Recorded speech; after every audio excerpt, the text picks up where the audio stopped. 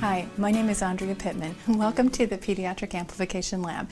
This is our lab where we test children and adults with hearing loss, mostly children, and our children are between the ages of about 8 and 12. And this area is for parents and siblings to wait while the children are on this side of the lab where we do the testing in a sound-treated room. And this is where the business of research really takes place, and this is where I spend most of my time.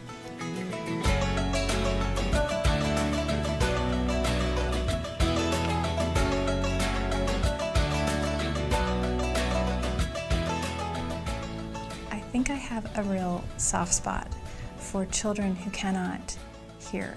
They can't enjoy others around them. They can't enjoy the situation that they're in as much as a child who can hear well.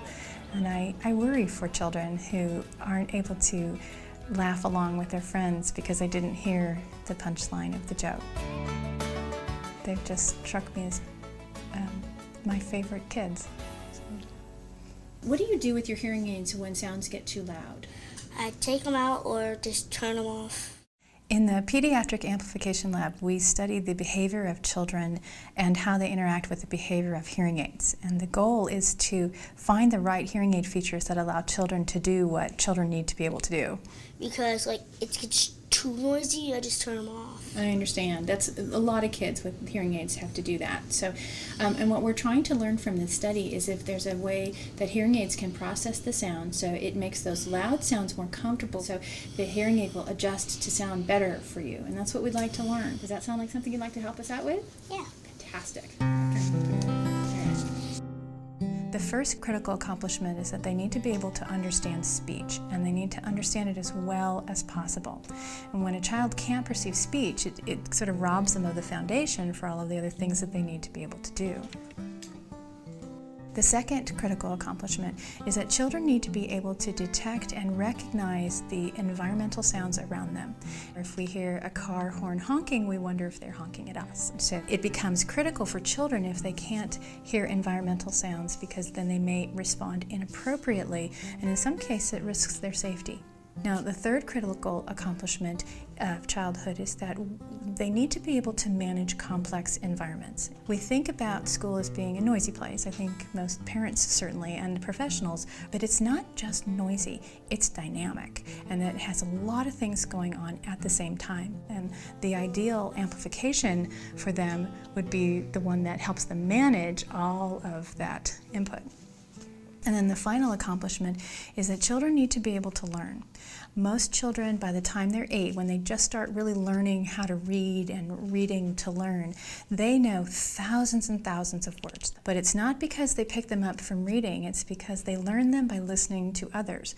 And so a child with hearing loss is at risk for missing opportunities to learn. So again, the ideal listening system, an amplification system, allows them to be able to detect and learn the words that are new to them in their environment.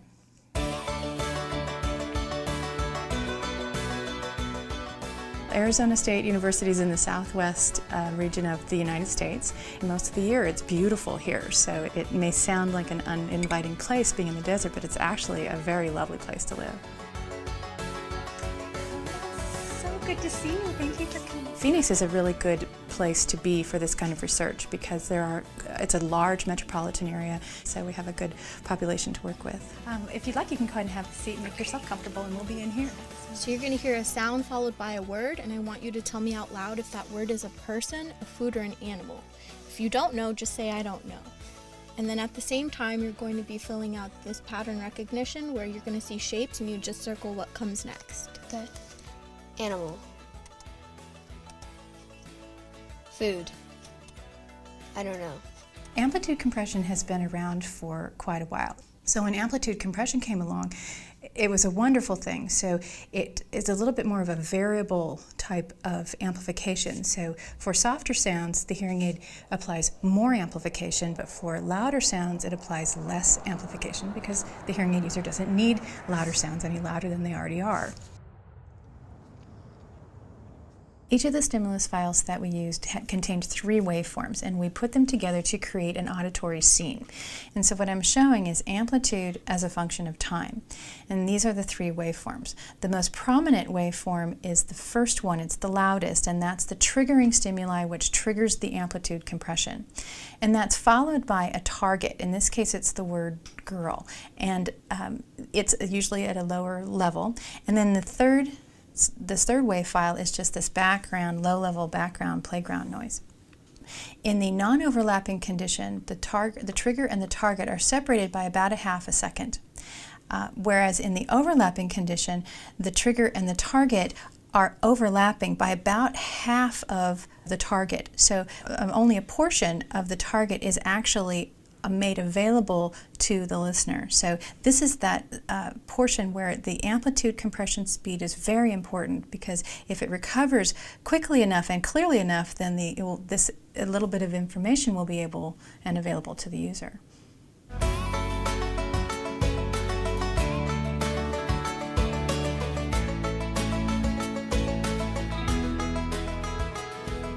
Until recently, manufacturers had to choose how fast or how slowly they wanted their amplitude compression speed to work. And they really had to use a philosophical decision, because the research suggests that either is just as good as the other. Although there is a price that you pay for using fast or slow compression, and so it's really a choice between which one is the least objectionable. For fast-acting compression, because it works so quickly, it can distort the speech signal. Slow-acting compression doesn't do that. It has a nice, crisp, clean speech signal because it works very slowly on the signal.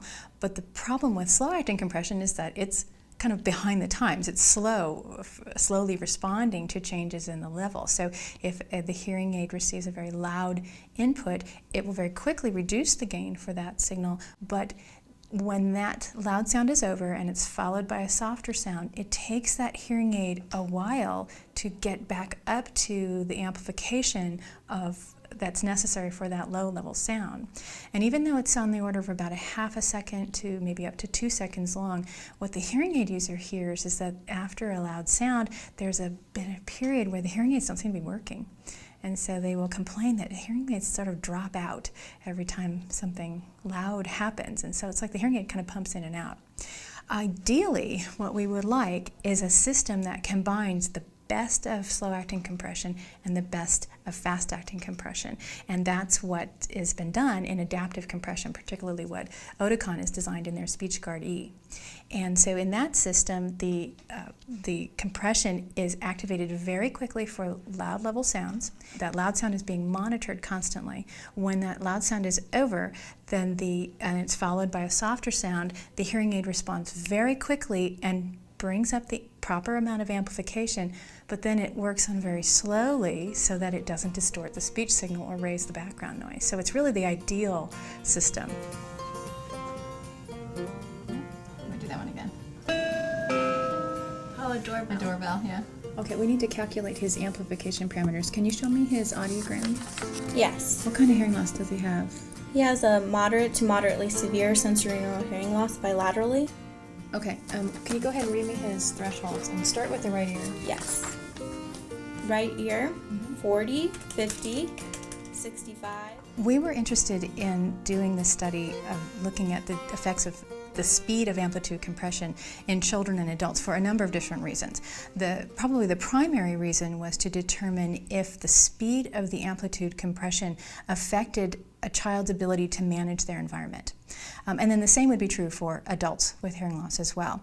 But we also were interested to see how the fast, slow, and adaptive compression type systems compared to one another for just your basic understanding and ability to interact with different sound stimuli.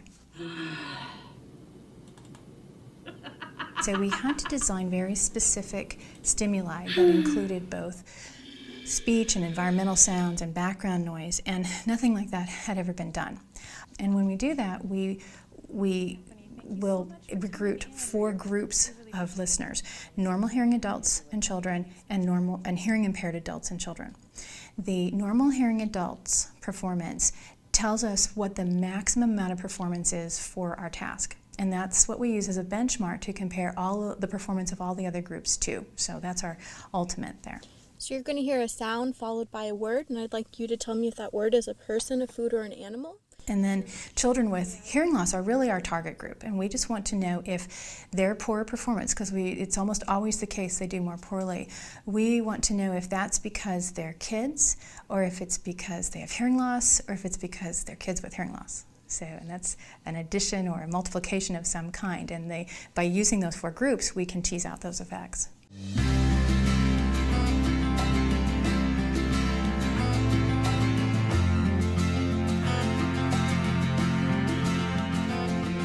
The easiest way to understand the differences in performance between the slow, fast, and adaptive compression is to listen to the stimuli and also to look at a graphic representation of them.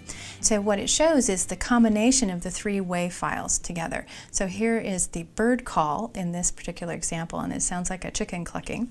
And then buried within that, or partially buried within that, is the word lifeguard. And so the first portion is in and being masked by the bird call, whereas part of that word is not being masked, and that's what the listener needs to hear in order to make a judgment. Now, when it's processed by slow compression, the waveform shows that the bird call, the amplitude of the bird call is reduced, which is what we want to see. That makes it comfortable for the hearing aid user. Because the slow compression takes its time to get back up to an amplitude that's appropriate amplification, we see that the overall increase in the amplification over time, and you can hear it in the signal.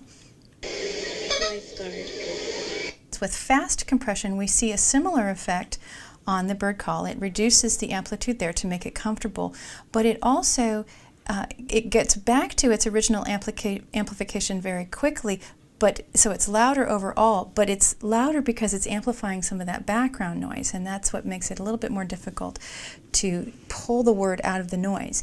And so you'll hear this as a little bit louder and a little bit noisier.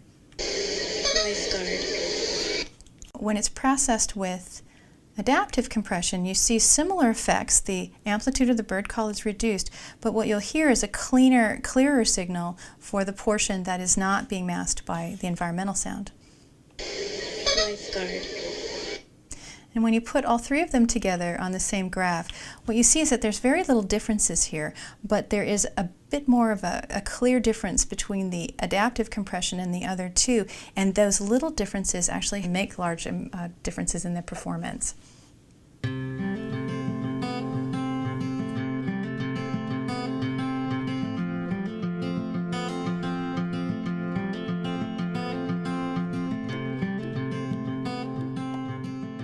When the best of both the slow and the fast compression characteristics were put together in the adaptive system, the performance of both groups increased significantly, and they both received the same amount of benefit. So although these bars look a little bit different, they are statistically the same, and so both groups benefited from the adaptive compression.